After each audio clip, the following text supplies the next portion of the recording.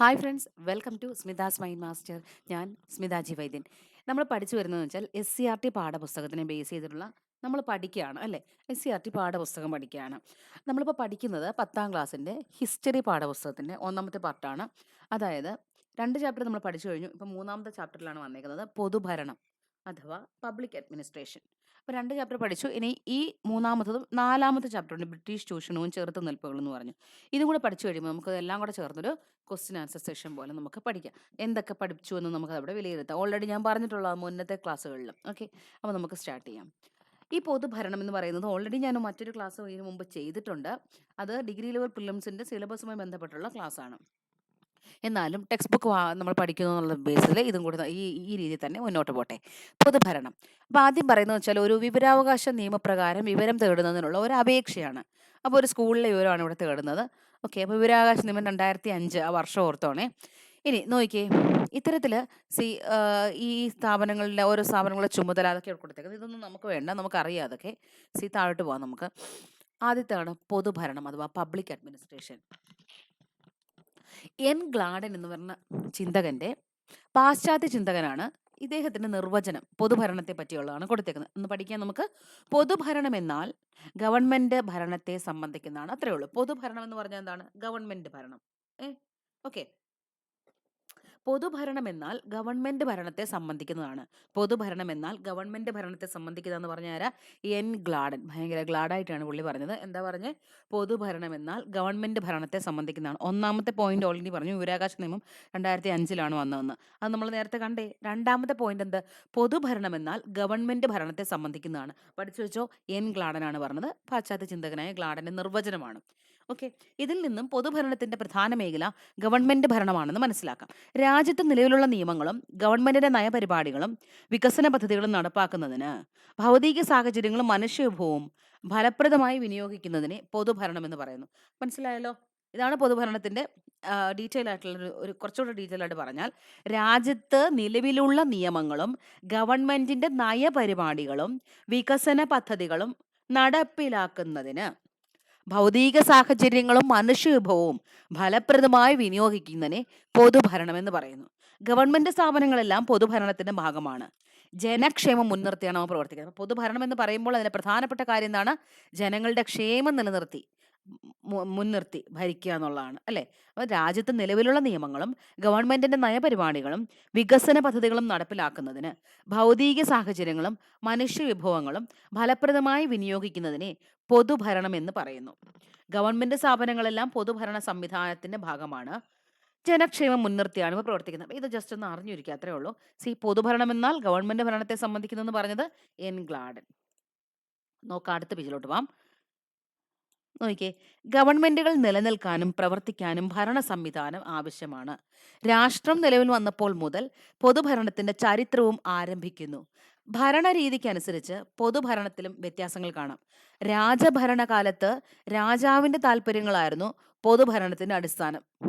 എന്നാൽ ജനാധിപത്യ വ്യവസ്ഥയിൽ ജനങ്ങളുടെ താല്പര്യങ്ങളാണ് പ്രാധാന്യം. അപ്പൊ അത്രേ ഉള്ളൂ. രാജഭരണകാലത്ത് രാജാവിന്റെ താല്പര്യങ്ങളാണ്. ജനാധിപത്യം എന്ന് പറയുമ്പോൾ ജനങ്ങളാൽ അല്ലേ, ജനങ്ങൾ തന്നെ ഭരിക്കുന്നതാണ് ജനങ്ങൾക്ക് വേണ്ടി. ജനാധിപത്യ വ്യവസ്ഥയിൽ അതുകൊണ്ട് ആരുടെ താല്പര്യങ്ങളാണ് പ്രധാനം?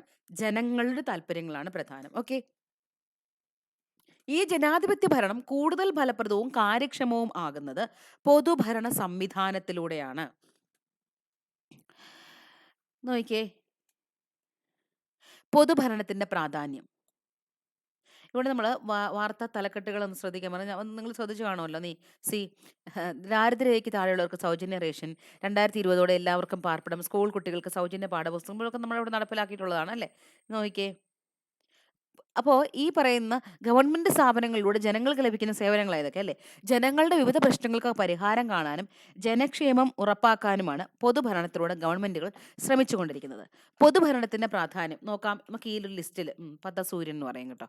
ഇതിനകത്ത് നമുക്ക് നോക്കാം എന്താണ് പൊതുഭരണത്തിന്റെ പ്രാധാന്യം. ഒന്ന്, ഗവൺമെന്റ് നയങ്ങൾ രൂപപ്പെടുത്തുന്നു, സേവനങ്ങളും സാധനങ്ങളും ലഭ്യമാക്കുന്നു അല്ലെ, ജനക്ഷേമം ഉറപ്പാക്കുന്നു, ജനകീയ പ്രശ്നങ്ങൾക്ക് പരിഹാരം കാണുന്നു. പ്രധാനപ്പെട്ട 4 പോയിന്റ് എന്ന് പറയുന്നത് എന്തിന് പൊതുഭരണം എന്ന് പറഞ്ഞാൽ, ഒന്ന്, ഗവൺമെന്റ് നയങ്ങൾ രൂപപ്പെടുത്തും. എന്നിട്ട് അതെന്തിനാണ്? ജനങ്ങളിൽ എത്തിക്കാനാണ് അല്ലേ, ജനങ്ങളുടെ നന്മയ്ക്ക് വേണ്ടിയിട്ടാണ്.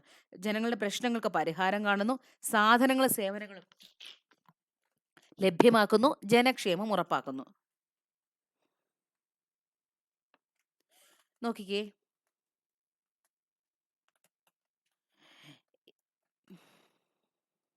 ആ നോക്കിയേ, ഗാന്ധിജിയുടെ വാക്കുകൾ നോക്കിയേ. അതാണ് ഞാൻ സ്ക്രോൾ ചെയ്തത്. നിങ്ങൾ എന്തെങ്കിലും നടപ്പാക്കുന്നതിന് മുൻപ് നിങ്ങൾ കണ്ട പാവപ്പെട്ടവനും നിസ്സഹായനുമായ ഒരുവന്റെ മുഖം ഓർക്കുക. ഞാനിപ്പോൾ ചെയ്യാൻ പോകുന്നത് ആ പാവപ്പെട്ടവൻ എങ്ങനെ സഹായകമാകും എന്ന് സ്വയം ചോദിക്കുക. മഹാത്മാഗാന്ധി. സർക്കാർ സർവീസിലൊക്കെ കയറുമ്പോൾ നമ്മൾ മനസ്സിൽ വെക്കേണ്ട ഒരു കാര്യം ഇതാണ്. നമ്മൾ എന്തെങ്കിലും ചെയ്യാൻ പോകുന്നതിന് മുമ്പ് നമ്മൾ കണ്ട പാവപ്പെട്ടവനും നിസ്സഹായനമായ ഒരുവനെ മുഖം ഓർക്കണം. നമ്മൾ ചെയ്യുന്നതുകൊണ്ട് ആ ഒരാൾക്ക് അല്ലെ ഒരു പാവപ്പെട്ടവൻ എങ്ങനെയാണ് അത് സഹായകമാകുന്നതെന്ന് ചോദിക്കുക. നമ്മൾ ചെയ്യുന്ന എല്ലാ പ്രവൃത്തികളിലും ഈ ഒരു കാര്യം മാത്രമല്ല, എല്ലാ പ്രവൃത്തികളിലും എൻ്റെ ഒരു അഭിപ്രായമാണ്, നമ്മൾ ചെയ്യുന്നത് കൊണ്ട് ആർക്കെങ്കിലും എന്തെങ്കിലും സഹായമുണ്ടോ ഞാൻ ചെയ്യുന്ന പ്രവൃത്തി കൊണ്ട് എന്നുള്ളത്. മഹാത്മാഗാന്ധി പൊതുഭരണത്തെ പറ്റി പറഞ്ഞത് മാത്രമല്ല, അതിനപ്പുറത്ത് നിന്നുകൊണ്ട് ഞാനൊരു കാര്യം പറയാണ്. നമ്മൾ രാവിലെ എണീറ്റ് കുറേ കാര്യങ്ങൾ ചെയ്യും അല്ലേ. നമ്മൾ എന്തുകൊണ്ടാണ് നമ്മൾക്ക് സമയമില്ല എന്ന് നമ്മൾ പറയുന്നത്? ഞാൻ എൻ്റെ ജീവിതത്തിൽ പുസ്തകങ്ങളുടെ വായനയിലൂടെയൊക്കെയും വിശാലമായ ലോകത്ത് വായിച്ച് മനസ്സിലാക്കിയതിൻ്റെ അടിസ്ഥാനത്തിൽ എനിക്ക് മനസ്സിലായ സത്യമാണ് ഞാൻ പറയുന്നത്. നമ്മൾ പലപ്പോഴും ഇമ്പോർട്ടൻ്റ് ആയിട്ടുള്ള കാര്യം തിരിച്ചറിയാതെ നമ്മളിങ്ങനെ ചെയ്യുകയാണ്. ഇപ്പോൾ രാവിലെ എണീക്കുമ്പം തന്നെ അല്ലെങ്കിൽ തലേദിവസം ഉറങ്ങാൻ പോകുന്നതിന് മുമ്പ് തന്നെ നാളെ എന്താണ് ഞാൻ ചെയ്യാൻ പോകുന്നത് ലിസ്റ്റ് തയ്യാറാക്കി അതിനെ അർജൻറ്റ്, ഇമ്പോർട്ടൻറ്റ് എന്നുള്ള ലെവലിലേക്ക് ആദ്യം തരംതിരിക്കാം. ഏറ്റവും അർജൻ്റ് ആയിട്ടുള്ള കാര്യം ആണ് ആദ്യം ചെയ്യണം. ഇമ്പോർട്ടൻ്റ് ആയ കാര്യം അതിനൊപ്പം അടുത്ത് തന്നെ പ്രാധാന്യം കൊടുക്കണം. നമുക്ക് പ്രത്യേകിച്ച് ഇത് ചെയ്താലും ചെയ്തില്ലെങ്കിലും പ്രശ്നങ്ങളൊന്നുമില്ല എന്നുള്ള കാര്യങ്ങൾ, ഐ മീൻ, അതായത് അത്യാവശ്യമില്ലാത്ത കാര്യങ്ങൾ നമുക്ക് അങ്ങോട്ട് മാറ്റി വെക്കാം. സമയം കിട്ടുമ്പോൾ മാത്രം ചെയ്യാവുന്നത്. അപ്പം നമ്മൾ ശരിക്കും ഈ പഠിക്കുന്നവരെ സംബന്ധിച്ച് ഏറ്റവും ഇമ്പോർട്ടൻ്റ് ആയ കാര്യം എന്താണ്? പഠനം, റിവിഷൻ, ഇങ്ങനെയൊക്കെയുള്ള കാര്യങ്ങളാണ്. സോ അതിനെ മാറ്റി വെച്ചുകൊണ്ട് മറ്റു കാര്യങ്ങൾ ചെയ്യാൻ പോകുമ്പോഴാണ് at the end of the day നമ്മൾ പറയും ഒന്നും പഠിച്ചില്ല, ഒട്ടും സമയമില്ലായിരുന്നു എന്ന്. അത്രേ ഉള്ളൂ. ലോകത്തെല്ലാവർക്കും 24 ഹവേഴ്സേ ഉള്ളൂ എന്ന് മനസ്സിലാക്കുക. എന്നിട്ടുമാണ് ഈ മഹാന്മാർ, വലിയ വലിയ ആൾക്കാർ, വിജയിച്ചവരൊക്കെ ഈ ഒരു സമയത്തിൽ നിന്നുകൊണ്ടാണ് എന്ത് ചെയ്യുന്നത്? ഈ വലിയ വലിയ കാര്യങ്ങൾ അവർ ചെയ്യുന്നത് എന്ന് മനസ്സിലാക്കുക. ഇങ്ങനെയുള്ളൊരു ഓർഗനൈസേഷൻ ഉള്ളത് കൊണ്ടാണ്. നമുക്ക് തിരിച്ച് പാഠഭാഗത്തിലേക്ക് പോകാം. സി എന്താ നമ്മൾ പറഞ്ഞത്? ഗാന്ധിജിയുടെ ഈ വാക്കുകൾ നൽകുന്ന സന്ദേശം എന്താണ്? എല്ലാവരുടെയും താല്പര്യ സംരക്ഷണമാണ് പൊതുഭരണത്തിലുള്ള ഗാന്ധിജി ലക്ഷ്യമിട്ടത്. അപ്പോൾ നമ്മൾ നേരത്തെ എന്താ പറഞ്ഞത്? പൊതുഭരണം എന്നാൽ ഗവൺമെന്റ് ഭരണം എന്നതാണ് എന്ന് പറഞ്ഞത് ആരാണ്? ഗ്ലാഡൻ അല്ലേ, എൻ ഗ്ലാഡൻ. എന്നാൽ ഇവിടെ അടുത്ത കൊട്ടേഷൻ വരുവാണ്. ഗാന്ധിജി എന്താ പറഞ്ഞത്? നിങ്ങൾ എന്തെങ്കിലും നടപ്പിലാക്കുന്നതിന് മുമ്പ് നിങ്ങൾ കണ്ട പാവപ്പെട്ടവനും നിസ്സഹായവനുമായ ഒരുവന്റെ മുഖം ഓർക്കുക. ഞാനിപ്പോൾ ചെയ്യാൻ പോകുന്നത് ആ പാവപ്പെട്ടവൻ എങ്ങനെ സഹായകമാകും എന്ന് സ്വയം ചോദിക്കുക. ഗാന്ധിജിയുടെ വാക്കുകളാണ്. ഓക്കെ. എന്നാൽ കൂടുതൽ പരിഗണനയും പരിരക്ഷയും വേണ്ടവർ നമ്മുടെ സമൂഹത്തിലുണ്ട്. പൊതുഭരണം അവരെ പ്രത്യേകമായി പരിഗണിക്കുകയും സംരക്ഷിക്കുകയും ചെയ്യണമെന്ന് അദ്ദേഹം അഭിപ്രായപ്പെട്ടു. ഗാന്ധിജിയുടെ ഗ്രാമസ്വരാജ്, അപ്പൊ ഗ്രാമസ്വരാജ് എന്ന ആശയം ആരുടെയാണ്? ഗാന്ധിജിയുടെയാണ്. ഗാന്ധിജിയുടെ ഗ്രാമസ്വരാജ് എന്ന ആശയം ഇന്ത്യയിലെ പൊതുഭരണ കാഴ്ചപ്പാടിനെ വളരെയധികം സ്വാധീനിക്കുകയുണ്ടായി. ഇതിന്റെ പരിണത ഫലമാണ് പ്രാദേശിക ഭരണ സ്ഥാപനങ്ങൾക്ക് രൂപം നൽകിയത്.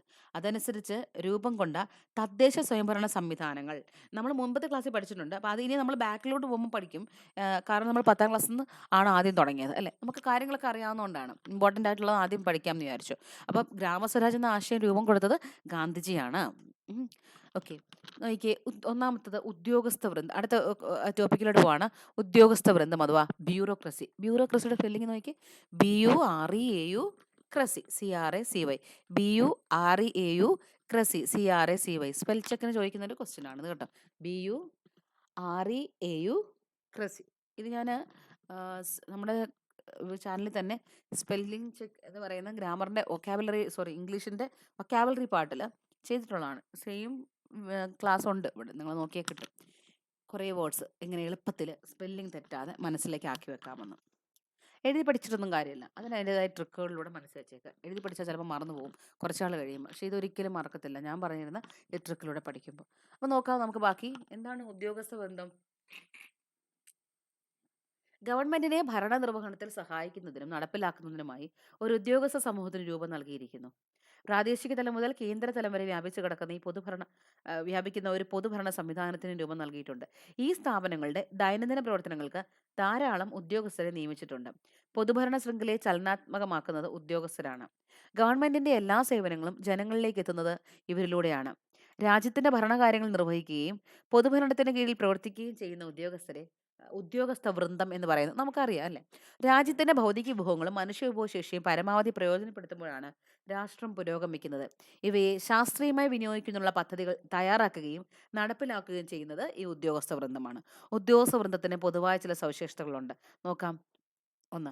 ശ്രേണീയപരമായ സംഘാടനം, ഹൈറാർക്കിയൽ ഓർഗനൈസേഷൻ എന്ന് വെച്ചാൽ ഏറ്റവും ഉയർന്ന തലത്തിൽ ഒരു ഉദ്യോഗസ്ഥനും താഴെ തലങ്ങളിലേക്ക് വരുംതോറും കൂടുതൽ ഉദ്യോഗസ്ഥർ ഉൾക്കൊള്ളുന്ന രീതി അല്ലേ? ടോപ്പിൽ ഉദ്യോഗസ്ഥൻ കാണും, താഴോട്ട് താഴോട്ട് പോകുന്തോറും ആ ഒരു ഇത് എന്ത് ചെയ്യും, വിശാലമായി വിശാലമായി വരും. ഇത് ശ്രേണീയപരമായ സംഘാടനം എന്നാണ് അറിയപ്പെടുന്നത്. ഇനി സ്ഥിരത അഥവാ പെർമനൻസ്, ഉദ്യോഗസ്ഥനായി നിയമിക്കപ്പെടുന്നവർക്ക് നിശ്ചിത പ്രായം വരെ സേവന കാലാവധി ഉണ്ടായിരിക്കും അല്ലേ? റിട്ടയർഡ് ആയാലേ അവർ മാറുള്ളൂ.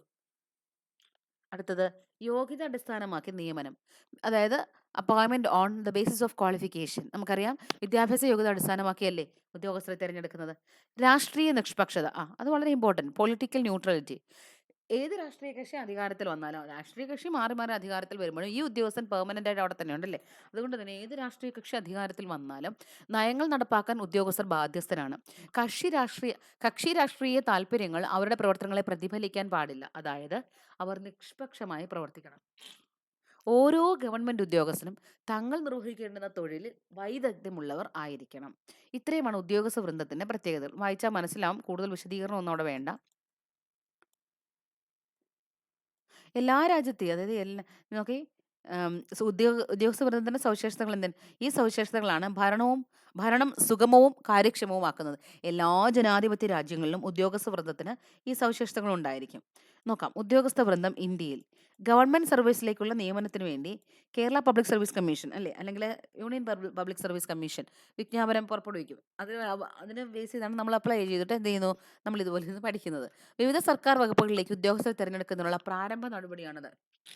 തുടർന്ന് മത്സര പരീക്ഷയുടെയോ അഭിമുഖത്തിന്റെ അടിസ്ഥാനത്തിൽ ഏറ്റവും യോഗ്യരായവരെ തിരഞ്ഞെടുക്കുന്നു. നമുക്കറിയാം, ഒന്നും വായിക്കുന്നില്ല അതൊന്നും. നമുക്ക് വേണ്ടുന്ന ഇമ്പോർട്ടൻ്റ് ആയിട്ടുള്ള കാര്യത്തിലൂടെ നമ്മൾ എന്ത് ചെയ്യും, അവിടെ നമ്മൾ സ്റ്റിക്ക് ഓൺ ചെയ്യും. ഇന്ത്യൻ സിവിൽ സർവീസ്, ഇത് ഭയങ്കര ഇമ്പോർട്ടൻ്റ് ആണ്. നോക്കി, ഇത് ഇന്നൊരു ക്വസ്റ്റ്യൻ ചോദിച്ചിട്ടുണ്ട്. അതായത് താഴെ ഒരു ഡിപ്പാർട്ട്മെന്റ് അല്ലെങ്കിൽ ഒരു ഇത് തന്നിട്ട് അതേത് സർവീസിൽ പെടുന്നു എന്ന് ഒറ്റ ചോദിച്ചതാണ്, ഞാൻ ഓർക്കുന്നു. നോക്കി, മൂന്ന് തരത്തിൽ ഇന്ത്യയിലെ സിവിൽ സർവീസിനെ തിരിക്കാം. അതായത് ഇന്ത്യയിൽ ഈ പറയുന്ന നമുക്ക് 3 തരത്തിലുള്ള ജോലികളാണ് നമ്മൾ അപ്ലൈ ചെയ്യുന്നുണ്ടല്ലേ. അപ്പോൾ ഇത് 3 രീതിയിലാണ് നോക്കാം നമുക്ക്. Indian civil service, 1 all India civil service, 2 central service, 3 state service അഥവാ 1 അഖിലേന്ത്യാ സർവീസ്, 2 കേന്ദ്ര സർവീസ്, 3 സംസ്ഥാന സർവീസ്. മനസ്സിലായോ? അഖിലേന്ത്യാ സർവീസ് ഉണ്ട് ഒന്നാമത്, കേന്ദ്ര സർവീസ് ഉണ്ട് രണ്ടാമത്, മൂന്നാമത് സംസ്ഥാന സർവീസ്. അപ്പോൾ ഇതെന്തായാലും നമ്മൾ വ്യത്യാസം നോക്കാം. അഖിലേന്ത്യാ സർവീസ് എന്ന് പറയുമ്പോൾ അതിനകത്ത് വരുന്ന ജോലി ഏതൊക്കെയാണ്, ഏതൊക്കെ പോസ്റ്റിലേക്കാണ് എന്നൊക്കെ നമ്മൾ നോക്കാൻ പോവാം. നോക്കിക്കേ, ദേശീയ തലത്തിൽ തിരഞ്ഞെടുക്കപ്പെടുന്നു. കേന്ദ്ര സർവീസിലോ സംസ്ഥാന സർവീസിലോ നിയമിക്കപ്പെടുന്നു. അപ്പം ദേശീയ തലത്തിലാണ് അത് തിരഞ്ഞെടുക്കുന്നത്. അതുപോലെ തന്നെ കേന്ദ്ര സർവീസിലോട്ട് പോയേ, കേന്ദ്ര സർവീസും എങ്ങനെ തന്നെയാണ് ദേശീയ തലത്തിലാണ് തിരഞ്ഞെടുക്കുന്നത്. പക്ഷേ കേന്ദ്ര ഗവൺമെന്റിന്റെ മാത്രം അധികാരമുള്ള ഭരണവകുപ്പുകൾ നിയമിക്കുന്നു. അപ്പോൾ ഇത് നമ്മൾ വ്യത്യാസം മനസ്സിലായോ? അഖിലേന്ത്യാ സർവീസും കേന്ദ്ര സർവീസും. ഈ അഖിലേന്ത്യാ സർവീസിൽ, കേന്ദ്ര സർവീസിൽ ഈ പറഞ്ഞ പോലെ കേന്ദ്ര ഗവൺമെന്റിന് അധികാരമുള്ള അങ്ങനെയുള്ള കേന്ദ്ര സർവീസിലോ പിന്നെ അല്ലെങ്കിൽ സംസ്ഥാന സർവീസിലോ നിയമിക്കപ്പെടും. അത് എക്സാമ്പിൾ പറയുമ്പോൾ മനസ്സിലാവും. Indian administrative service IAS, Indian police service IPS. ഈ IAS IPS ഉദ്യോഗസ്ഥർ നിങ്ങൾക്കറിയാമല്ലോ, അവർ ഇപ്പോൾ കേരളത്തിൽ വന്ന് വർക്ക് ചെയ്യുന്ന IAS ഉദ്യോഗസ്ഥർ അവർ കേരളത്തിൽ മാത്രമല്ല വർക്ക് ചെയ്യുന്നത്, അവർ വേറെ കേന്ദ്ര സർവീസിലും പോയി വർക്ക് ചെയ്യും അല്ലേ, ഡൽഹിയിൽ അല്ലെങ്കിൽ അവൻ്റേതായ ബേസ് ചെയ്തുള്ള മറ്റ് സംസ്ഥാനങ്ങളിൽ. അതുപോലെ തന്നെ അപ്പം വിവിധ സംസ്ഥാനങ്ങളിൽ അവർ വർക്ക് ചെയ്യും, ഒപ്പം കേന്ദ്രത്തിൻ്റെ ഡയറക്റ്റുള്ള സർവീസിൽ അവിടെയും വർക്ക് ചെയ്യും. അപ്പോൾ ഇവരുടെ വർക്കിംഗ് മേഖല എന്ന് പറയുന്നത് ഇത്തരത്തിലാണ്. കേന്ദ്ര സർവീസിലോ സംസ്ഥാന സർവീസിലോ അവർ നിയമിക്കപ്പെടാം. അപ്പോൾ കേരളത്തിൽ വന്ന് ജോലി ചെയ്യുന്ന ഒരു ഉദ്യോഗസ്ഥൻ നാളെ വേറൊരു സംസ്ഥാനത്തിൽ നിയമിക്കപ്പെടും അല്ലേ, അല്ലെങ്കിൽ കേന്ദ്ര സർവീസിൽ പോയി നിയമിക്കപ്പെടും. അപ്പോൾ ഇതാണ് അഖിലേന്ത്യാ സർവീസ് എന്ന് പറയുന്നത്. IAS IPS എന്ന് പറയുന്നത് അതായത് ഫോർ എക്സാമ്പിൾ ഒരു സംസ്ഥാനത്തിൻ്റെ കമ്മീഷണർ ആയിരിക്കാം, ഒരു സംസ്ഥാനത്തിലെ ജില്ലാ മേധാവിയോ പോലീസ് മേധാവിയോ ആയിരിക്കാം. കുറച്ച് നാൾ കഴിയുമ്പോൾ അവർക്ക് ട്രാൻസ്ഫർ ആയി വേറൊരു സംസ്ഥാനത്തിൽ അല്ലെങ്കിൽ വേറൊരു ജില്ലയിൽ പോകുമായിരിക്കും അല്ലേ, അതാണ് കേന്ദ്ര സർവീസിലോ സംസ്ഥാന സർവീസിലോ നിയമിക്കപ്പെടുന്നു എന്ന് പറയുന്നത്. ഇനി കേന്ദ്ര സർവീസ് എന്ന് പറഞ്ഞാൽ ദേശീയ തലത്തിൽ തന്നെയാണ് നിയമിക്കപ്പെടുന്നത്, പക്ഷേ കേന്ദ്ര ഗവൺമെന്റ് മാത്രം അധികാരമുള്ള വകുപ്പുകൾ. അതിന് എക്സാമ്പിളാണ് ഇന്ത്യൻ ഫോറിൻ സർവീസ്. അപ്പോൾ ഇന്ത്യൻ ഫോറിൻ സർവീസ് എന്ന് പറയുന്നതും ഈ IAS IPS ആ എക്സാം എഴുതി തന്നെയാണ്. അതായത് സിവിൽ സർവീസ് എക്സാം എഴുതി തന്നെയാണ് അല്ലയോ ഇന്ത്യൻ IFS എന്ന് പറയുന്നതും വരുന്നത്. പക്ഷേ IFS വർക്ക് ചെയ്യുന്നത് എന്താണ്? കേന്ദ്ര ഗവൺമെന്റിന്റെ അധികാരമുള്ള ഭരണ ആണ് എന്തെന്ന് പറയുന്നത് വകുപ്പാണെന്ന് പറയുന്നത് എന്ത്? ഈ ഫോറിൻ സർവീസ് എന്ന് പറയുന്നത് അല്ലേ? അപ്പൊ അത് സംസ്ഥാനങ്ങളിലില്ല. സംസ്ഥാനങ്ങളിലുണ്ടോ? ഇല്ല. അപ്പോൾ അത് കേന്ദ്ര ഗവൺമെന്റ് നേരിട്ടുള്ളതാണ്. അധികാരമുള്ള ഭരണ വകുപ്പാണ്. അപ്പോൾ അവിടെ എന്താണ്? അതിനെ കേന്ദ്ര സർവീസ് എന്നാ പറയുന്നത്. കണ്ടോ? Indian railway service. ഇതും എന്താണ്? കേന്ദ്ര സർവീസാണ്. മനസ്സിലായോ? ഇനി സംസ്ഥാന സർവീസ് എന്ന് പറയുമ്പോൾ സംസ്ഥാന തലത്തിൽ തിരഞ്ഞെടുക്കപ്പെടുന്നു. സംസ്ഥാന ഗവൺമെന്റുകളുടെ കീഴിൽ വരുന്ന വകുപ്പുകൾ നിയമിക്കപ്പെടുന്നു. For example sales tax officer. അപ്പോൾ Indian administrative service, Indian police service, അഖിലേന്ത്യാ service, Indian foreign service, Indian railway service, കേന്ദ്ര സർവീസ്, സംസ്ഥാന സർവീസ് വരുന്നതാണ് സെയിൽസ് ടാക്സ് ഓഫീസർ. ഇതൊക്കെ നോക്കാം. കേന്ദ്ര സർവീസിലേക്കും അഖിലേന്ത്യാ സർവീസിലേക്കും ഉദ്യോഗസ്ഥരെ തിരഞ്ഞെടുക്കുന്നത് യൂണിയൻ പബ്ലിക് സർവീസ് കമ്മീഷനാണ്, അഥവാ UPSC ആണ്. അപ്പോൾ ആദ്യം നമ്മൾ കണ്ട കേന്ദ്ര സർവീസിലേക്കും അഖിലേന്ത്യാ സർവീസിലേക്കും ഉദ്യോഗസ്ഥരെ തിരഞ്ഞെടുക്കുന്നത് യൂണിയൻ പബ്ലിക് സർവീസ് കമ്മീഷനാണ്. ഇനി കമ്മീഷന്റെ ചെയർമാനെയും അംഗങ്ങളെ നിയമിക്കുന്നത് രാഷ്ട്രപതിയാണ്. യോഗ്യതയുടെ അടിസ്ഥാനത്തിലാണ് ഉദ്യോഗാർത്ഥികളെ ഒരു സെക്കൻഡ് എന്താ പറഞ്ഞത്? അവിടെ ഒരു പോയിന്റ് ഉണ്ട് കേട്ടോ. കമ്മീഷന്റെ ചെയർമാനെയും അംഗങ്ങളെയും നിയമിക്കുന്ന ആരാണ്? രാഷ്ട്രപതിയാണ്. കണ്ടോ? അത് ഒരു ക്വസ്റ്റ്യൻ ആണ്. യൂണിയൻ പബ്ലിക് സർവീസ് കമ്മീഷന്റെ ചെയർമാനെ ആട്ടെ അംഗങ്ങളെ ആട്ടെ നിയമിക്കുന്ന ആരാണ്? രാഷ്ട്രപതിയാണ്. ഈ യോഗ്യതയുടെ അടിസ്ഥാനത്തിൽ ഉദ്യോഗാർത്ഥികളെ തിരഞ്ഞെടുക്കാൻ വിപുലമായ സംവിധാനങ്ങൾ UPSCക്കുണ്ട്. നിങ്ങൾക്കും കളക്ടറാകാം. ഒന്ന് വായിച്ചു വെച്ചേക്കാം കേട്ടോ. ജില്ലയിലെ ഏറ്റവും ഉയർന്ന ഭരണാധികാരിയാണ് ജില്ലാ കളക്ടർ. IAS കേഡറിലുള്ളവരെയാണ് കളക്ടറായി നിയമിക്കുന്നത്. ഇതിനായി UPSC നടത്തുന്ന മത്സര പരീക്ഷ സിവിൽ സർവീസ് പരീക്ഷ എന്നറിയപ്പെടുന്നു. ഏതെങ്കിലും വിഷയത്തിലുള്ള സർവകലാശാല ബിരുദമാണ് പരീക്ഷയ്ക്ക് അപേക്ഷിക്കാനുള്ള അടിസ്ഥാന യോഗ്യത. പ്രത്യേകിച്ചൊന്നുമില്ല, ബിരുദം പാസ്സായാൽ മതി അല്ലേ? മത്സര പരീക്ഷകളിലൂടെയും അഭിമുഖത്തിലൂടെയും ഉയർന്ന റാങ്ക് ലഭിക്കുന്നവർക്ക് IAS കേഡറിൽപ്പെടുത്തി പരിശീലനം നൽകുന്നു. ഉയർന്ന പോലീസ് മേധാവിയുടെ യോഗ്യതയായ IPS കേഡറിലുള്ളവരെ തിരഞ്ഞെടുക്കുന്നതും ഇതേ പരീക്ഷയിലൂടെയാണ്. നോക്കിയേ, സംസ്ഥാന തലത്തിൽ ഉദ്യോഗസ്ഥരെ തിരഞ്ഞെടുക്കുന്നത് അതെങ്ങനെയാ? സംസ്ഥാന PSC അല്ലേ? അതായത് സംസ്ഥാനങ്ങളിലെ പബ്ലിക് സർവീസ് കമ്മീഷനാണ് PSC. അവിടെ PSC ചെയർമാനെ അംഗങ്ങളെ നിയമിക്കുന്ന ആരാ? ഗവർണറാണ്. UPSCയിൽ ചെയർമാനെ അംഗങ്ങളെ നിയമിക്കുന്നത് രാഷ്ട്രപതിയാണ്. ഇവിടെ കേരള PSC അല്ലെങ്കിൽ സംസ്ഥാന PSC, അത് അങ്ങനെയുള്ള സംസ്ഥാനങ്ങളിലെ PSCയിൽ ചെയർമാനെ അംഗങ്ങളെ നിയമിക്കുന്നത് ഗവർണറാണ്. അപ്പോൾ ആ ഒരു ക്വസ്റ്റ്യൻ ഓർത്ത് വെച്ചോ കേട്ടോ. കണ്ടോ ഗവർണർ. UPSCയും PSCയും ഭരണഘടനാ നിയമത്തെ അടിസ്ഥാനമാക്കി നിലവിൽ വന്ന സ്ഥാപനങ്ങളാണ്. അപ്പോൾ ഇവ എന്താണ്? ഭരണഘടനാ സ്ഥാപനങ്ങളാണ്. ഭരണഘടനാ നിയമത്തെ അടിസ്ഥാനമാക്കി വന്ന സ്ഥാപനങ്ങളാണ് UPSC. ഭരണഘടനയിൽ നിയമങ്ങൾ അടിസ്ഥാനമാക്കി വന്നതാണ്. അതുകൊണ്ടാണ് അവ ഭരണഘടനാ സ്ഥാപനങ്ങളെന്ന് വിളിക്കുന്നത്. ഇനി ഉദ്യോഗസ്ഥ വൃത്തത്തിന്റെ പ്രധാന സവിശേഷതകളിലൊന്നായ ശ്രേണീപരമായ സംഘാടനം ഭരണതലത്തിൽ തീരുമാനങ്ങൾ എടുക്കുന്നതിൽ കാലതാമസം സൃഷ്ടിക്കാറുണ്ട്.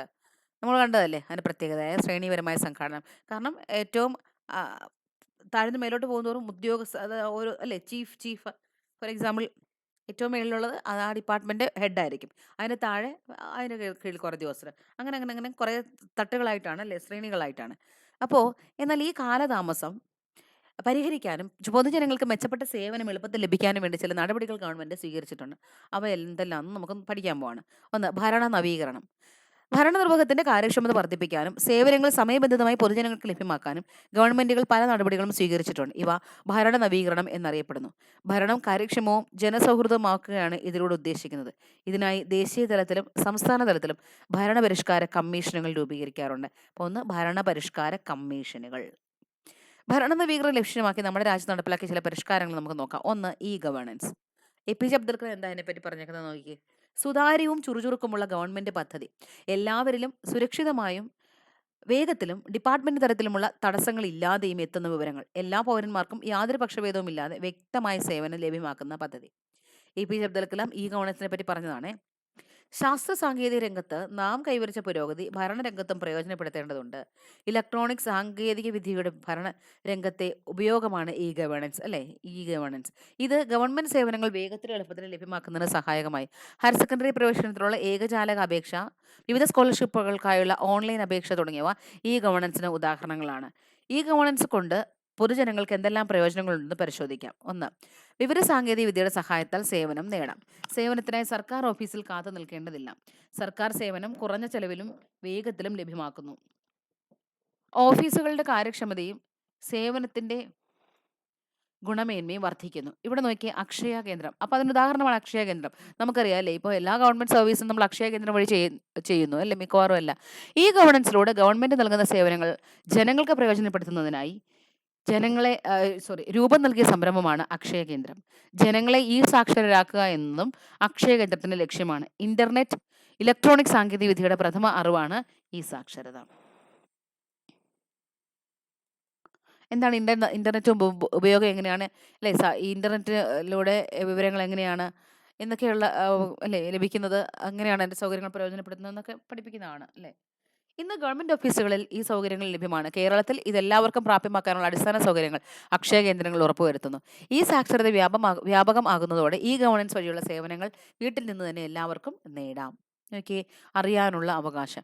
Right to information. നമ്മൾ ആദ്യം ഈ ഒരു പുസ്തകത്തിൽ നമ്മൾ ആദ്യം കണ്ട ക്വസ്റ്റ്യൻ ഇല്ലേ, അപേക്ഷയില്ലേ, അതിനുള്ള മറുപടിയാണ് ഈ തന്നേക്കുന്നത്. ഓക്കെ, നോക്കാം.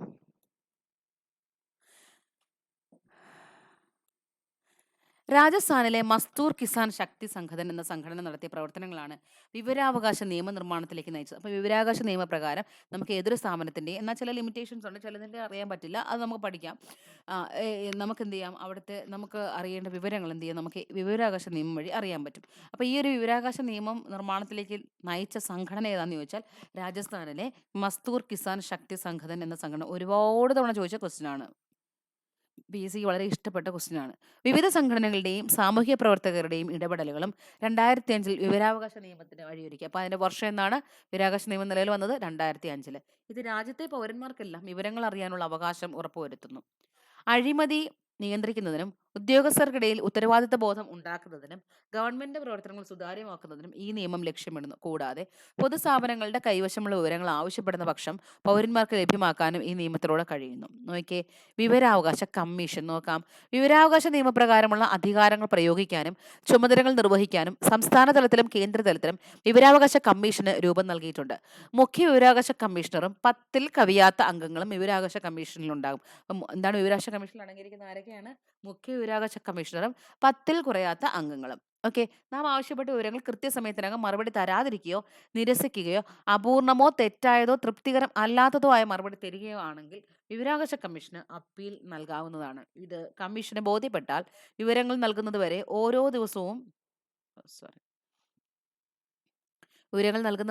ദിവസവും ഉദ്യോഗസ്ഥന് മേൽ 250 രൂപ വീതം പിഴ ചുമത്താൻ കമ്മീഷന് അധികാരമുണ്ട്. അപ്പോൾ വിവരങ്ങൾ നൽകുന്നത് അക്യുറേറ്റ് ആയിരിക്കണം. ഇനി അക്യുറേറ്റ് ആകാതിരിക്കുകയോ ഇനി അതിന് താമസം ഉണ്ടാവുകയോ തൃപ്തികരമല്ലാത്തതോ തെറ്റായതോ ഒക്കെ വിവരങ്ങൾ നൽകുന്നതെങ്കിൽ എന്തുണ്ട്, ഈ കമ്മീഷൻ അത് ബോധ്യപ്പെട്ടാൽ വിവരങ്ങൾ നൽകുന്നത് വരെ ഓരോ ദിവസവും ബന്ധപ്പെട്ട ഉദ്യോഗസ്ഥന് എന്ത് ചെയ്യും, 250 രൂപ വീതം പിഴ ശിക്ഷ ചുമത്താൻ കമ്മീഷന് അധികാരമുണ്ട്.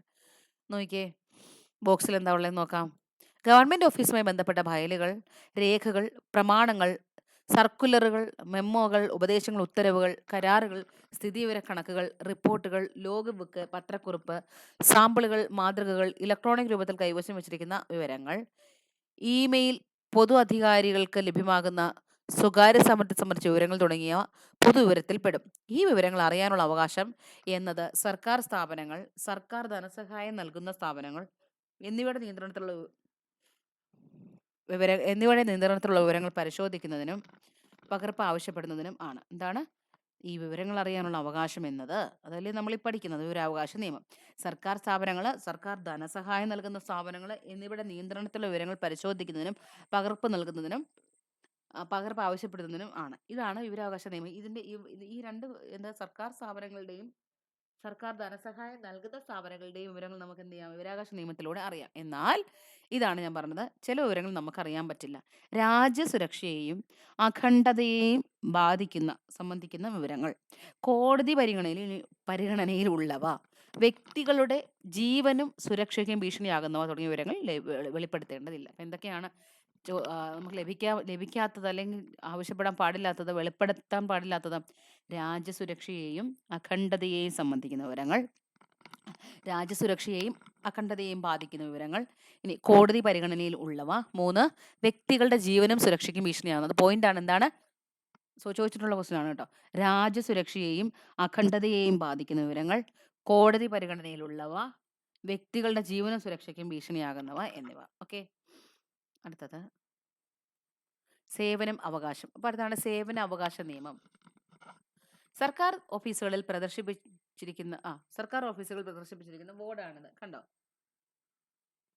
എന്തൊക്കെ സേവനങ്ങളാണ് ഒരു സർക്കാർ ഓഫീസിൽ നിന്ന് ലഭിക്കുക എന്ന് നമുക്ക് ഇതിൽ നിന്ന് മനസ്സിലാക്കാം. ഇതിപ്പോൾ പരീക്ഷാ ഭവനിൽ പൊതുജനങ്ങൾക്ക് ലഭ്യമാകുന്ന സേവനങ്ങൾ എന്നുള്ളതാണ്. ഓക്കെ, അങ്ങനെ സർക്കാർ ഓഫീസുകളിൽ ഇങ്ങനെ ബോർഡ് ലഭ്യമാക്കിയിട്ടുണ്ട്, പ്രദർശിപ്പിച്ചിട്ടുണ്ട്.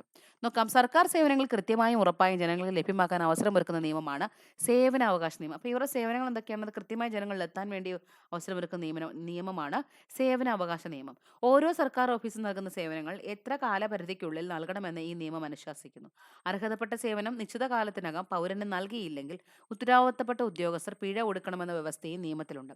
സേവനാവകാശ നിയമപ്രകാരം എല്ലാ ഓഫീസുകളിലും അപേക്ഷകർക്ക് മാർഗനിർദ്ദേശം നൽകുന്നതിനും സഹായിക്കുന്നതിനുമായി ഒരു ഉദ്യോഗസ്ഥനെ നിയമിച്ചിട്ടുണ്ടാകും. പൊതുസമൂഹത്തിന് നിരന്തരമായ ഇടപെടലും ആവശ്യവും പരിഗണിച്ച് പൊതുഭരണം കാര്യക്ഷമമാക്കുന്നതിനും മറ്റു നടപടികളും സർക്കാർ കൈക്കൊണ്ടിട്ടുണ്ട്. അതാണ് സേവനാവകാശ നിയമം. ഇനി അതിനകത്ത് ഉത്തരത്തിൽ ലോക്പാലും ലോകായുക്തയും നോക്കാം. ഭരണതലത്തിലും ഉദ്യോഗസ്ഥ തലത്തിലും രാഷ്ട്രീയ തലത്തിലുമുള്ള അഴിമതി തടയുന്നതിന് രൂപം നൽകിയിട്ടുള്ള സ്ഥാപനങ്ങളാണ് ലോക്പാലും ലോകായുക്തയും. ദേശീയ തലത്തിൽ അഴിമതി തടയുന്നതിനായി രൂപം നൽകിയ സ്ഥാപനമാണ് ലോക്പാൽ. റീസെന്റ് ചോദിച്ചിട്ടുള്ള ഒരു ക്വസ്റ്റ്യൻ ആണ് അല്ലേ. ദേശീയ തലത്തിൽ, അപ്പൊ ഈ പറയുന്ന ഭരണതലത്തിലും ഉദ്യോഗസ്ഥ തലത്തിലും രാഷ്ട്രീയ തലത്തിലുള്ള അഴിമതി തടയുന്നതിന് വേണ്ടി രൂപം നൽകിയ സ്ഥാപനങ്ങളാണ് ലോക്പാലും ലോകായുക്തയും. അതിൽ ലോക്പാൽ എന്ത്, ലോകായുക്ത എന്താണ്? ദേശീയ തലത്തിൽ അഴിമതി തടയുന്നതിന് രൂപം നൽകിയ സ്ഥാപനമാണ് ലോക്പാൽ. ലോക്പാൽ എന്ന് പറഞ്ഞാൽ ദേശീയ തലത്തിൽ കേട്ടോ. പൊതുപ്രവർത്തനങ്ങൾക്കെതിരെയും ഉദ്യോഗസ്ഥർക്കെതിരെയും ഉന്നയിക്കപ്പെടുന്ന അഴിമതികളിൽ കേസെടുത്ത് അന്വേഷിക്കാനും നടപടികൾ നിർദ്ദേശിക്കാനും ലോക്പാലിന് അധികാരമുണ്ട്. സംസ്ഥാന തലത്തിൽ അഴിമതി കേസുകൾ പരിശോധിക്കാൻ രൂപം നൽകിയ സ്ഥാപനമാണ് ലോകായുക്ത. ഓക്കെ, അപ്പൊ ലോക്പാൽ കണ്ടോ. ലോക്പാൽ എന്ന് പറയുമ്പോൾ അത് ദേശീയ തലത്തിൽ, തിരിഞ്ഞുപോലെ ലോകായുക്ത എന്ന് പറയുന്നത് സംസ്ഥാന തലത്തിൽ, ലോക്പാൽ ലോക്സഭ എന്നൊക്കെ ഓർത്ത് അതൊക്കെ ദേശീയ തലത്തിൽ ലോക്പാൽ. ഓക്കെ, ലോകായുക്ത അത് സംസ്ഥാന തലത്തിൽ. കോടതി നടപടികളുടെ രീതിയാണ് ഇവയ്ക്കുള്ളത്. Central vigilance commission. എല്ലാ ഗവൺമെന്റ് ഓഫീസുകളിലും ഇത്തരത്തിലുള്ള ബോർഡുകൾ കാണാം. ഇതാണ് ആ ബോർഡ് പറയുന്നത്, കണ്ടിട്ടുണ്ടാവും അല്ലേ.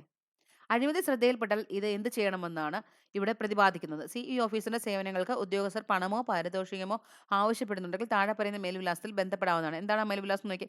സൂപ്രണ്ട് ഓഫ് പോലീസ് എന്ന് പറഞ്ഞിട്ട് ഒരു തിരുവനന്തപുരം അവിടുത്തെ സൂപ്രണ്ട് ഓഫ് പോലീസിന്റെ address, then deputy superintendent of police. Okay, പോലീസിനെ അറിയിക്കാം എന്നുള്ളതാണ് അല്ലേ. അഴിമതി തടയുന്നതിന് ദേശീയ തലത്തിൽ രൂപം നൽകിയ സ്ഥാപനമാണ് central vigilance commission. Year important ആണ്, 1964. അപ്പോൾ ഇവിടെ എന്താ നമ്മൾ പറഞ്ഞത്? ഈ ലോകായുക്ത ലോക്പാൽ എന്ന് പറയുന്നിടത്ത് ഭരണതലത്തിലും ഉദ്യോഗസ്ഥ തലത്തിലും രാഷ്ട്രീയ തലത്തിലുമുള്ള അഴിമതി തടയുന്നതിന് രൂപം നൽകിയ രണ്ട് സ്ഥാപനങ്ങൾ ലോക്പാലും ലോകായുക്തയും.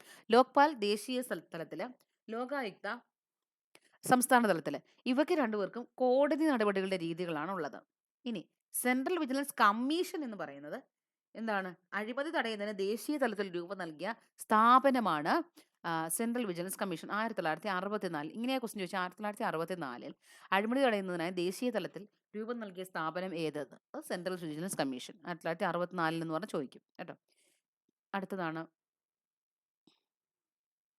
കേന്ദ്ര ഗവൺമെന്റ് ഓഫീസുകളുമായി ബന്ധപ്പെട്ട് അഴിമതി തടയുന്നതിന് വേണ്ടിയാണ് ഇത് രൂപം കൊണ്ടിട്ടുള്ളത്. കണ്ടോ, കേന്ദ്ര ഗവൺമെന്റ് ഓഫീസുകളുമായി ബന്ധപ്പെട്ട് അഴിമതി തടയുന്നതിന് വേണ്ടിയാണ് ഇതിന് രൂപം നൽകിയിട്ടുള്ളത്. കേന്ദ്ര ഗവൺമെന്റ് ഓഫീസുകളുമായി ബന്ധപ്പെട്ട അതാണത് central vigilance commission. Central vigilance commission എന്ന് പറഞ്ഞാൽ കേന്ദ്ര ഗവൺമെന്റ് ഓഫീസുകളുമായി ബന്ധപ്പെട്ട അഴിമതി തടയുന്നതിന്. സെൻട്രൽ വിജിലൻസ് കമ്മീഷന്റെ തലപ്പത്ത് ഒരു വിജിലൻസ് കമ്മീഷണർ ഉണ്ടാകും. അതുപോലെ എല്ലാ വകുപ്പുകളിലെയും മുഖ്യ വിജിലൻസ് ഓഫീസറും പ്രവർത്തിച്ചു വരുന്നു. വിജിലൻസ് കേസുകളിൽ അന്വേഷണം നടത്തി ആവശ്യമായ നടപടികൾ കൈക്കൊള്ളുക എന്നതാണ് കമ്മീഷന്റെ ചുമതല. വിജിലൻസ് കേസുകളിൽ അന്വേഷണം നടത്തുക. സെൻട്രൽ വിജിലൻസ് കമ്മീഷൻ മാതൃകയിൽ എല്ലാ സംസ്ഥാനങ്ങളിലും സംസ്ഥാന വിജിലൻസ് കമ്മീഷൻ രൂപീകരിച്ചിട്ടുണ്ട്. അപ്പോൾ സെൻട്രൽ വിജിലൻസ് കമ്മീഷനും ഉണ്ട്, സംസ്ഥാന വിജിലൻസ് കമ്മീഷനും ഉണ്ട്. സംസ്ഥാന ഗവൺമെന്റ് ഓഫീസുകളിലെ അഴിമതിയെക്കുറിച്ച് അന്വേഷിക്കുകയാണ് സംസ്ഥാന വിജിലൻസ് കമ്മീഷന്റെ ചുമതല. വിജിലൻസ് കേസുകളിൽ തീർപ്പ് കൽപ്പിക്കുന്നതിന് വിജിലൻസ് കോടതികളും നിലവിലുണ്ട്. അപ്പോൾ കൂടാതെ വിജിലൻസ് കോടതികളും ഉണ്ട് അല്ലേ. ഇനി ഓംബുഡ്സ്മാൻ. ജനപ്രതിനിധികളും ഉദ്യോഗസ്ഥരും പൊതുഭരണത്തിന്റെ ഭാഗമാണെന്ന് നമുക്ക് മനസ്സിലായി. അവർ അഴിമതിയോ സ്വജനപക്ഷപാതമോ ധനദുർവിനിയോഗമോ ചുമതലകളിൽ വീഴ്ചയോ വരുത്തിയാൽ അതിനെതിരെ പരാതി നൽകാം. അതിനുള്ള മറ്റൊരു സംവിധാനമാണ് ഓംബുഡ്സ്മാൻ. സർവീസിൽ നിന്ന് വിരമിച്ച ഹൈക്കോടതി ജഡ്ജിയാണ് ഓംബുഡ്സ്മാനെ നിയമിക്കുന്നത്. ഇത് ഇമ്പോർട്ടൻ്റ് ആണ്. അപ്പോൾ ഓംബുഡ്സ്മാൻ എന്താണെന്ന് വെച്ചാൽ ഇങ്ങനെയുള്ള വീഴ്ചകൾ വരുത്തിയാൽ അതിനെതിരെ പരാതി നൽകുന്നതോടെയാണ് ഓംബുഡ്സ്മാനാണ്. സർവീസിൽ നിന്ന് വിരമിച്ച ഹൈക്കോടതി ജഡ്ജിയാണ് ഓംബുഡ്സ്മാനായി നിയമിക്കുന്നത്. ജനങ്ങൾക്ക് നേരിട്ട് പരാതിയുമായി ഓംബുഡ്സ്മാനെ സമീപിക്കാം. പരാതി ലഭിച്ചാൽ ആരെയും വിളിച്ചു വരുത്തി അന്വേഷണം നടത്താനും നടപടി ശുപാർശ ചെയ്യാനും അദ്ദേഹത്തിന് അധികാരമുണ്ട്. ബാങ്കിംഗ് രംഗത്ത് ഇടപാടുകാരുടെ പരാതി കേൾക്കാനും പരിഹരിക്കാനുമായാണ് ഓംബുഡ്സ്മാൻ ആരംഭിച്ചത്. ആദ്യമായിട്ട് ആരംഭിച്ചത് ബാങ്കിംഗ് രംഗത്തെ പരാതി കേൾക്കാൻ വേണ്ടിയിട്ടാണ്. പിന്നെ ഇപ്പോൾ എന്താണ് ഈ പറയുന്ന രംഗത്തും ഉണ്ട്. സേവനങ്ങൾ വൈകി നൽകുന്നതും സേവനം ലഭിക്കാനുള്ള ഒരാളുടെ അവകാശം നിഷേധിക്കുന്നതും സേവനത്തെ ഔദാര്യമാക്കുന്നതും ആധുനിക സമൂഹത്തിൽ അഴിമതിയായാണ് കണക്കാക്കുന്നത്. അപ്പോൾ അഴിമതി എന്ന് പറഞ്ഞാൽ ഇതെല്ലാം വരും കേട്ടോ. സർക്കാർ സേവനം ആരുടെയും ഔദാര്യമല്ലെന്നും പൊതുജനങ്ങളുടെ അവകാശമാണെന്നും ഉള്ള കാഴ്ചപ്പാടാണ് ഇന്ന് നമ്മുടെ എന്ന കാഴ്ചപ്പാട് ഇന്ന് നമ്മുടെ പൊതുഭരണ സംവിധാനം നടപ്പിലാക്കാൻ ശ്രമിക്കുന്നുണ്ട്. നോക്കിയേ, പൊതുഭരണം എന്ന് പറഞ്ഞാൽ നമ്മൾ പഠിച്ച കാര്യങ്ങൾ ഇനി ഒറ്റ ഒരു ബോക്സിൽ നമ്മളൊന്ന് നോക്കാവുമാണ്. ഇത്രയാണ് പഠിച്ചത്. പൊതുഭരണത്തിൻ്റെ പ്രാധാന്യം, ഉദ്യോഗസ്ഥ വൃന്ദം, ഭരണ നവീകരണം, ഇന്ത്യയിലെ ഉദ്യോഗസ്ഥ വൃന്ദം, അഖിലേന്ത്യാ സർവീസ്, അറിയാലോ എന്തൊക്കെയാണ് വരുന്നതെന്ന്, കേന്ദ്ര സർവീസ്, സംസ്ഥാന സർവീസ്. ഭരണ നവീകരണം എന്ന് പറഞ്ഞപ്പോൾ എന്തൊക്കെയാണ് അതിനകത്ത് വരുന്നത്? ഇ ഗവേണൻസ് പഠിച്ചു, സേവനാവകാശ നിയമം, ലോക്പാല്, ലോകായുക്ത, ഓംബുഡ്സ്മാൻ, ആ രീതിയിൽ പോകുന്നു. പിന്നെന്താണ്? അറിയാനുള്ള അവകാശം അതുണ്ട്. അതായത് വിവരാവകാശ കമ്മീഷൻ, കേന്ദ്ര വിജിലൻസ് കമ്മീഷൻ, സംസ്ഥാന വിജിലൻസ് കമ്മീഷനും ഉണ്ട്. ഇതൊക്കെയാണ് നമ്മൾ ഈ ഒരു ചാപ്റ്ററിൽ ഇത്രയും നേരം പഠിച്ചത്. നമുക്ക് അടുത്ത ചാപ്റ്റർ ഇതാണ്. ഓക്കെ, ബ്രിട്ടീഷ് ചൂഷണവും ചെറുത്തുനിൽപ്പുകളും. ഒരുപാട് വിവരങ്ങളുള്ള ഒരു ചാപ്റ്ററാണ്. ഓക്കെ, ഒരുപാട് കാര്യങ്ങളുണ്ട്, ഒരുപാട്. അപ്പോൾ അത് നമുക്ക് അടുത്ത ക്ലാസ്സിൽ പഠിക്കാം. ഓക്കെ, ഒരുപാട് ക്വസ്റ്റ്യൻസ് ഇതിൽ നിന്ന് ചോദിക്കാനായിട്ട് ഇഷ്ടംപോലെ കാര്യങ്ങളുണ്ട് കേട്ടോ. അപ്പോൾ അതുമായിട്ട് നമുക്ക് അടുത്ത ക്ലാസ്സിൽ കാണാം. അപ്പോൾ നിങ്ങൾ ഇതുവരെ ഉള്ളത് 3 ചാപ്റ്ററാണ് നമ്മൾ പഠിച്ചത്. ഇപ്പോൾ പഠിച്ചതിനകത്ത് വളരെ കുറച്ച് വിവരങ്ങളേ ഉള്ളൂ. ജസ്റ്റ് ഒന്ന് എഴുതി വെച്ച് പഠിക്കാമെങ്കിൽ നല്ലതാണ്. ഇല്ലാന്നുണ്ടെങ്കിൽ മറന്നു പോകും. ഓക്കെ, അപ്പോൾ അങ്ങനെ പഠിച്ച് അപ്ഡേറ്റ് ആയിരിക്കുക. ഇതും കൂടി പഠിച്ചിട്ട് നമുക്ക് എന്ത് ചെയ്യാം? ഒരു ക്വസ്റ്റ്യൻ ആൻസർ പോലെ നമുക്ക് പഠിക്കാം. അതാണല്ലോ നമുക്ക് വേണ്ടുന്നത്. അപ്പോൾ പുസ്തകം പഠിച്ചിട്ട് നമുക്ക് ഓർമ്മയുണ്ടെന്ന് നോക്കാം. ക്വസ്റ്റ്യൻ ആൻസർ ചോദിക്കുമ്പോൾ നമുക്ക് ഓർമ്മയുണ്ടെന്നറിയാം. അപ്പോൾ ഇതൊക്കെയാണ് കേട്ടോ ഈ ചാപ്റ്റർ കാണാൻ വേണ്ടി ഞാനൊന്ന് സ്ക്രോൾ ചെയ്യാണ് അതിനിടയ്ക്ക്. ഓക്കെ, അപ്പോൾ നമുക്ക് എന്തായാലും അടുത്ത ക്ലാസ്സിൽ കാണാം. ബൈ.